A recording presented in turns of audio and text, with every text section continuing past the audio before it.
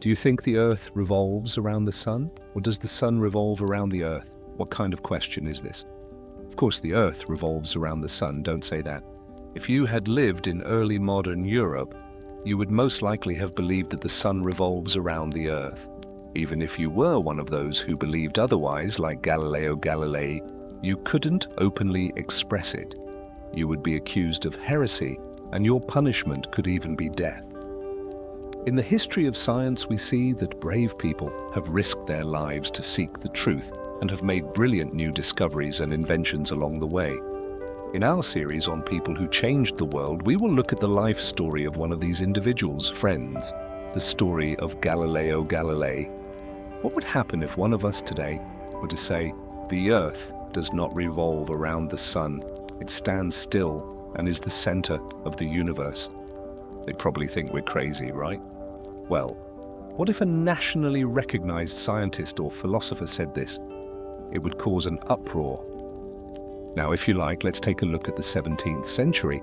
At that time, however, the situation was quite the opposite. In the Catholic world, most educated people accepted either Aristotle's Earth-centered view or Tycho's mixed theory of the Sun and Earth-centered models. As you can understand, the center of the universe was the Earth, and the Earth did not rotate. On the contrary, everything, including the Sun, was revolving around it, because there was no evidence to the contrary. And then, in this century, a man came along and said, the Earth is spinning, not fixed or anything. This sentence was one of the last things that could be said in New Age Europe, and it took courage to say it. Among great scientists, I don't think there is anyone whose life was more interesting and challenging than Galileo's, my friends. He was a patient researcher and a magnificent explorer. He made significant contributions to the scientific revolution of the Renaissance. Then let's get to know this great scientist closely in this video. Born on February 15, 1564, in Pisa, Italy, Galileo Galilei was the eldest son of Vincenzo Galilei, a Florentine nobleman. Pisa, located on the banks of the Arno River, was an ancient and magnificent city. When Galileo was born, the city's cathedral was 500 years old. Pisa's most famous landmark was right next to the cathedral, the Leaning Tower of Pisa. Galileo was born in an exciting era known as the Renaissance. Europe was approaching the fine arts and science with renewed interest. During this period, figures like Shakespeare, Michelangelo, Copernicus, Leonardo da Vinci, Descartes, and Montaigne, along with Galileo, inscribed their names in history as the geniuses of the Renaissance. Galileo was the first child of his family. His mother and father belonged to noble Italian families. However, this did not mean that the couple was wealthy. Galileo's musician father worked very hard. He was singing, playing the lute, composing, and giving lessons. Vincenzo was also writing books on music theory. However, some of his books had caused problems. Composers were expected to adhere to certain strict rules while composing their music. Vincenzo questioned these rules and even added notes under the musical scores. He said the following to his son about this matter: "I would like to be allowed to freely question in order to reach the truth." Young Galileo must have listened carefully to his father, as years later he would become someone just as bold and outspoken as his father.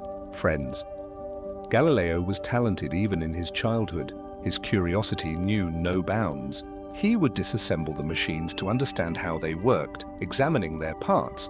Then, using these parts, he would create cleverly designed small toys and moving devices.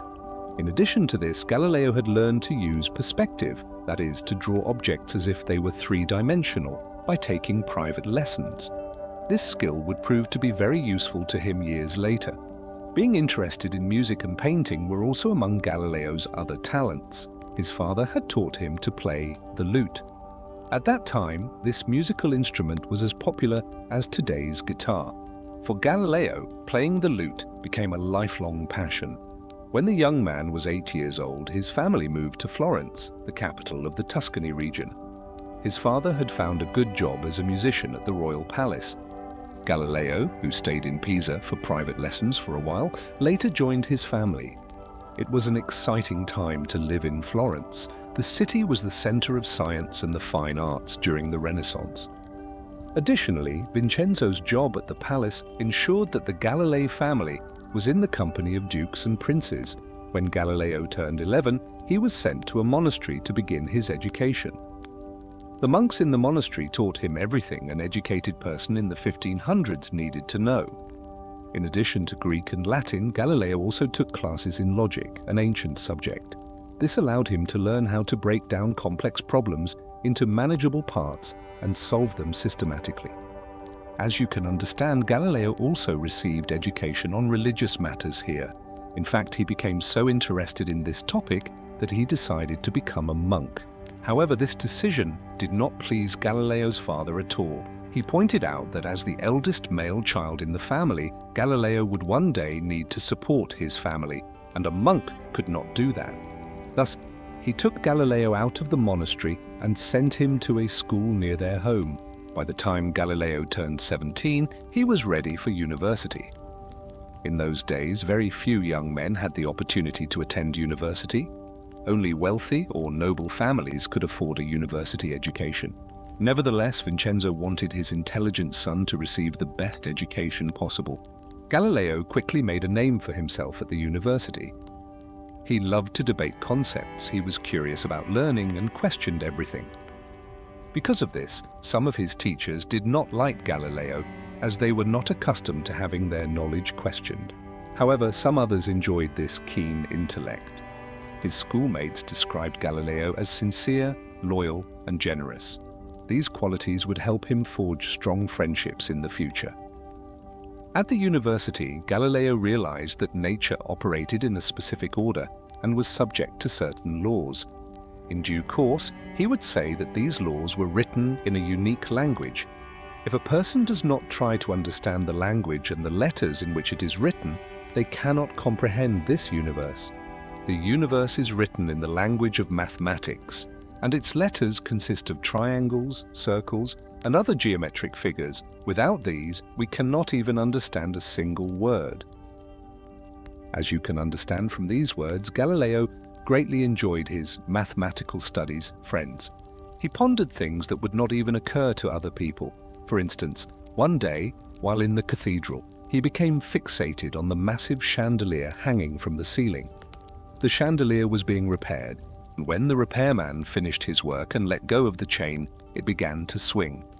Noticing that the chandelier swung in a specific pattern, Galileo measured its swing time by taking his pulse. Yes, the arc traced by the chandelier decreased with each swing, but the time remained the same. The only factor that changed the timing was lengthening or shortening the chain.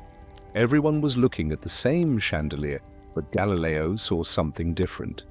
By the age of 19, he had already discovered a mathematical law, the law of the pendulum. Galileo also tested this law at his own home. He wanted to be sure of the accuracy of his predictions. It turned out to be correct every single time. Thus, using this principle, he laid the foundation for modern clocks and developed a tool that allowed doctors to check their patients' pulses. His interest in mathematics caused him to fall behind in his medical studies, his friends noted. He had never been curious about medicine anyway. Thus, after spending 4 years in Pisa in 1585, he left the university without a degree in any field. Returning home, Galileo began to give both private and public mathematics lessons. At the same time, he continued his research. As he uncovered new truths about nature, he started to seek new ways to apply them. Suddenly, he had reverted to the young man who made inventions in his childhood. For instance, after months of studying the nature of water, he asked himself the following questions. What was the cause of objects placed on water sinking? At what point did waterfalls begin to flow downward? His research led Galileo to discover a pumping system. This system would help farmers draw water from the river and irrigate their crops. His next invention was a type of scale that utilized the buoyant force of water. One side of the scale contained a water-filled container. This allowed for calculations based on the density of metals. Jewelers were thrilled with this scale, as they could accurately determine how much silver or gold was present in a mixed metal. Thanks to this discovery, Galileo wrote his first book. When news of his extraordinary invention spread throughout Italy, the University of Pisa offered Galileo a position to teach mathematics in 1589 friends. This was a great opportunity for him. Galileo, who had left university 4 years earlier without graduating, was now returning as a professor. At the university, Galileo's inquisitive character, characteristic of a scientist, began to emerge more clearly. For example, he refused to wear the gown worn by teachers. According to Galileo, it was not an honor, but a ridiculous and uncomfortable thing. When he mocked the gowns, the university administration cut his salary. Like many universities in Europe at that time, the University of Pisa based its education on the works of the ancient Greek philosopher Aristotle. Aristotle had produced works on many subjects, including logic, physics, biology, zoology, astronomy, ethics, metaphysics, psychology, linguistics, economics, politics, and rhetoric. His works formed the foundation of scientific activities in Europe and the Islamic world until the development of modern science. As you can understand, friends, during that period, the answer to every question about the universe was sought in Aristotle's works. In Galileo's class, he was required to teach Aristotle's ideas. However, Galileo had the courage to question some of Aristotle's teachings. For example, Aristotle had stated that heavier objects fall much faster than lighter ones. For nearly 2,000 years, not a single person doubted this. The idea that a hammer falls faster than a feather made sense to people. However, when Galileo observed that different-sized balls of hail hit the ground simultaneously, he concluded that all objects fall at the same speed. Other scientists mocked Galileo for this view. Who was he to question the opinions of someone like Aristotle? Galileo decided to conduct an experiment to validate his hypothesis. Together with several professors, he climbed to the top of Pisa's Leaning Tower. He had a 5-kilogram cannonball and a 500-gram ball with him. If Aristotle was correct, the cannonball should fall to the ground 10 times faster than the ball. However, when he dropped both at the same time, instead of falling 10 times faster, the two objects hit the ground almost simultaneously. With this experiment, Galileo confirmed his hypothesis. Today we know that in a vacuum, regardless of their masses, two objects will hit the ground at the same time. This experiment was reaffirmed in 1971 during the Apollo 15 mission. In the absence of air resistance, astronaut David Scott dropped a hammer and a feather towards the surface of the moon at the same time. As Galileo predicted, both objects struck the surface simultaneously. Although Galileo may have created a problematic image for some authorities with experiments like this, he was very much loved by his students. In fact, his classes were so crowded that some students had to stand to listen. In 1591, the 3-year contract between Galileo and the university came to an end. Realizing that the contract would not be renewed, Galileo resigned. He found himself unemployed at a very difficult time, having just lost his father. Therefore, he needed to find a job to support his family. Fortunately, shortly thereafter, he received a new offer from the University of Padua. Thus, he would restart his teaching career as a mathematics instructor, earning double the salary of his previous position. However, at that time, Galileo was so short on money that he could not afford to travel to his new university by horse. He had to walk the 160-kilometer distance. When Galileo arrived in Padua, he was 28 years old. The University of Padua valued free thought, which was perfect for him. In the following years, he would consider his time spent in Padua as the happiest years of his life. He quickly became the head of the mathematics department and remained in that position for 18 years. Young nobles flocked to the University of Padua from all over Europe to receive an education. These individuals took Galileo's ideas back to their countries. Thus, Galileo's fame began to spread throughout Europe. Now let me tell you about Galileo's love life during this period, which he referred to as his happiest years. While Galileo was a professor in Padua, he frequently traveled to Venice for vacations. This city was enchanting with its canals where people would ride in gondolas. The palace of the city housed magnificent works of art. During one of his wonderful holidays in this city, Galileo fell in love with a woman named Marina Gamba. However, since Marina came from a lower social class compared to Galileo, It was difficult for them to marry. Moreover, during that time it was expected of a professor to dedicate himself entirely to his studies. Despite all this, Galileo and Marina had a long-lasting relationship. They even had children together with 2 daughters and a son. Galileo spared no effort for his family. Years later, after leaving Padua, they would separate, and Marina would marry someone else.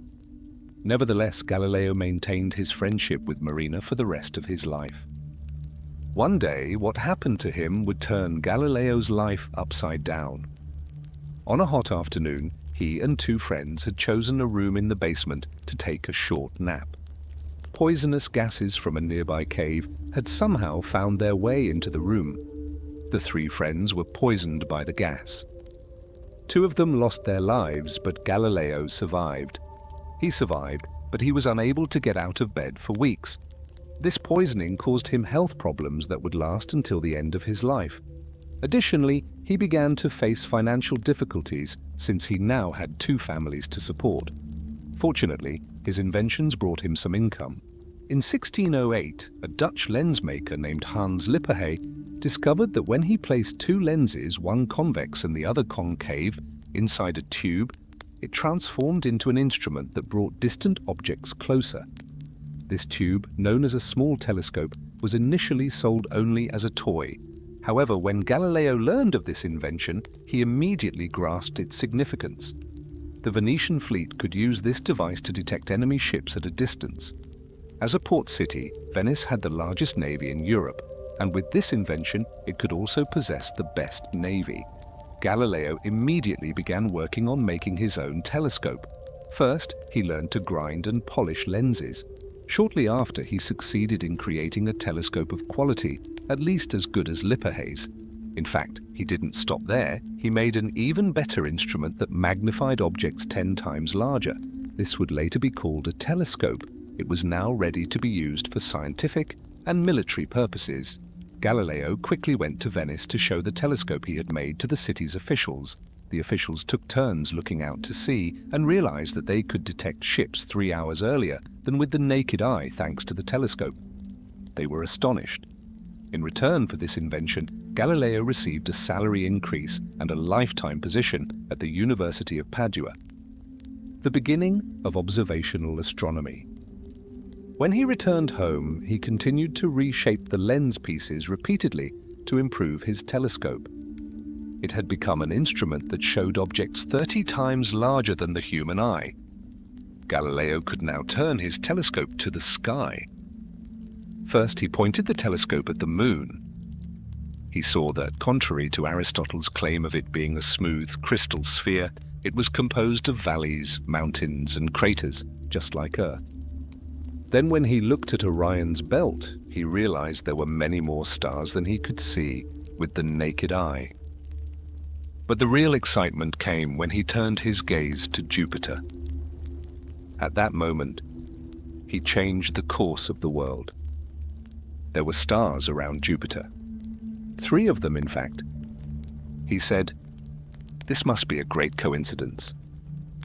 The next night, when he looked again, he noticed the stars were moving. A week later, a 4th star had joined them. Eventually, Galileo understood that these were 4 moons orbiting Jupiter. They were not stars. This was an incredible discovery. For the first time in 1500 years, a new finding related to the solar system was being made. The teachings of Aristotle, which had persisted for centuries, were entirely wrong. After all, the Earth was supposed to be the center, with everything revolving around it. So why had these moons orbiting Jupiter not made Earth their center? Was Earth not at the center after all? Shortly after, he made another discovery that would support his claim. When he observed Venus with his telescope for several nights, he discovered that it had phases just like the moon. The planet was illuminated first as a small crescent, then as half of a sphere, and finally as a full disk. Galileo realized that there could only be one explanation for these phases. Venus was orbiting the Sun and reflecting its light. After uncovering all these truths, Galileo understood that the Earth was not the center of the universe. Copernicus's heliocentric or sun-centered system seemed to be absolutely correct. However, there were people at that time who, even if they saw Jupiter's moons with their own eyes, did not hesitate to deny their existence. Then Galileo's significant success in studying Jupiter naturally led him to look at Saturn. However, the power of his telescope did not allow him to interpret Saturn correctly. To Galileo, Saturn appeared to consist of three bodies, a large sphere and two smaller spheres very close to it. Lunar sway. The last of Galileo's magnificent discoveries was related to lunar sway. Indeed, his discovery of this phenomenon with the primitive telescope he had in the 17th century showcases his observational intelligence far more than his other achievements with the telescope. Lunar sway means the following, friends. We know that the moon always shows the same face to the Earth. However, careful observations of the spots and markings on the moon's surface reveal that there is a short-term change within a monthly period. This change allows us to see 59% of the moon's surface, as shown in this visual. After this remarkable discovery, Galileo immediately set to writing a book. Thus, the book containing his drawings about planets, stars, the moon, and telescope making was published in 1610 under the Latin title Sidereus Nuncius, which translates to the Starry Messenger in English. This book was the first scientific work published based on astronomical observations. It marked the beginning of observational astronomy. After all these discoveries, Galileo had begun to increasingly provoke the Church, my friends. The clergy claimed that this heliocentric view of the universe contradicted the Bible. This was blatant heresy. Some scholars of the time wrote books attacking his ideas. In the Italy of that era, heavily influenced by Catholicism, the Pope held all authority. The 1600s were a period marked by great tensions as well as the sowing of seeds of knowledge. On one side was the understanding of the universe imposed by the Church, which had been accepted until then, and on the other side were brand new discoveries illuminating science. The Bible stated that the earth was fixed after its creation and would remain fixed forever, and until Galileo's time, Aristotle was the only source consulted. The first scientist to present alternative views to Aristotle's was the Polish astronomer Nicholas Copernicus, who argued that it was the sun, not the earth, that was at the center. Then came Galileo, claiming to have proven this. But how could this be? Was the Earth's place in the cosmic universe insignificant, a mere ordinary spot? The first astronomer to adopt this idea was neither Copernicus nor Galileo, my friends. It was the Italian philosopher Giordano Bruno who first broke away from the Aristotelian closed universe view. Bruno not only accepted the sun as the center of our system, but also claimed that the universe is infinite and evenly distributed, and that there are many planets other than Earth in the universe. When he insisted on his claims, he was tried by the Inquisition, declared a heretic, and executed by being burned alive in Rome. The Earth is not static. Galileo, who believed that the writings in the Bible should not contradict scientific truths, was actually a deeply religious man. He thought that the accusation of heresy was worse than death itself. However, the Church was unwavering in its belief that the Earth was stationary. They argued that if the Earth were in motion, it could be detected. Galileo tried to explain to them that the Earth could be moving even if we do not notice it. Today we can easily illustrate this, my friends. Consider this. If you were in a train moving at a constant speed of 100 kilometers per hour with your eyes closed, you would not be able to tell whether the train was in motion or at rest. Of course, we are ignoring factors like the train's swaying or vibrations. Similarly, the Earth moves around the Sun in such a way that due to its very low accelerations, we cannot perceive its motion. In 1633, Galileo first appeared before the Inquisition court, but he was not directly accused of being an enemy of the Church. However, an order had been given 17 years earlier for him not to defend his theory. As a result, all evidence was against him. On the second day of the interrogation, Galileo stopped defending himself and began to plead for mercy. He had realized the great danger that awaited him. He was old, in poor health, and frightened.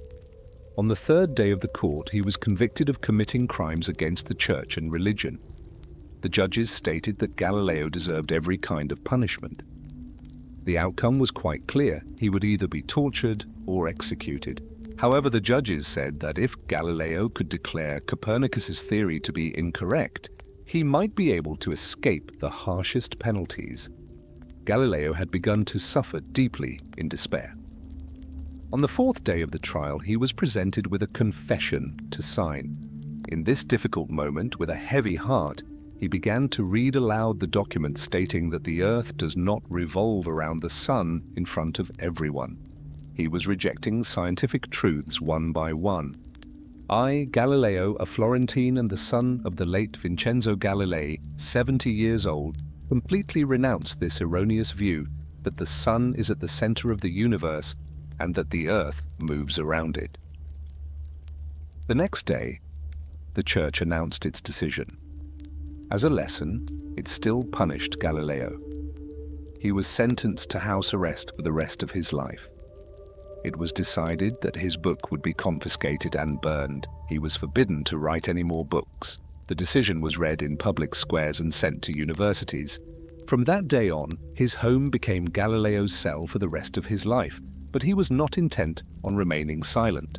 His last book, written on the physics of motion and matter, was secretly taken out of Italy and published in the Netherlands in 1638. This work, titled Dialogues Concerning Two New Sciences, would illuminate future scientists. Although he was imprisoned, Galileo's ideas were spreading to all corners of the world. Galileo Galilei passed away on January 8, 1642, during the 9th year of his house arrest, due to natural causes, my friends. However, his legacy continues to live on. The works he left behind have illuminated the world of science. Even Albert Einstein, one of the most significant scientists of the past century, said of Galileo, "Galileo is the father of modern physics and indeed of all modern science." This is how important a scientist Galileo was. In the 1700s, the heliocentric view gradually began to gain acceptance. By 1835, the Church lifted the bans on the works of Galileo and Copernicus. In 1992, Pope John Paul II expressed regret for the Church's erroneous actions against Galileo. And now we come to the conclusions section. Galileo inscribed his name in history with golden letters through all his work, my friends. But the most important thing he did was this. He developed a method consisting of 3 stages for scientific studies: analysis, mathematical proof, and experimentation. He was the first scientist to use the method known as the scientific method. He also transformed the fundamental question of science from why to how. How do objects fall when dropped? How does a telescope show things closer? In his time, the question why was still being asked to find how. However, this made it very difficult to establish connections between phenomena or events. Consequently, the progress of science was slow. Copernicus initiated the process known as the scientific revolution. This revolution continued with Brahe, Galileo, Kepler, and Newton, who followed him. Galileo was indeed one of the scientists who made this revolution revolutionary and filled it with substance, because he not only delved deeply into the past but also envisioned his own time and the future, guiding future scientists like Isaac Newton. They continued this revolution. Newton himself acknowledged Galileo and many scientists before him by saying, "If I have seen further, it is by standing on the shoulders of giants."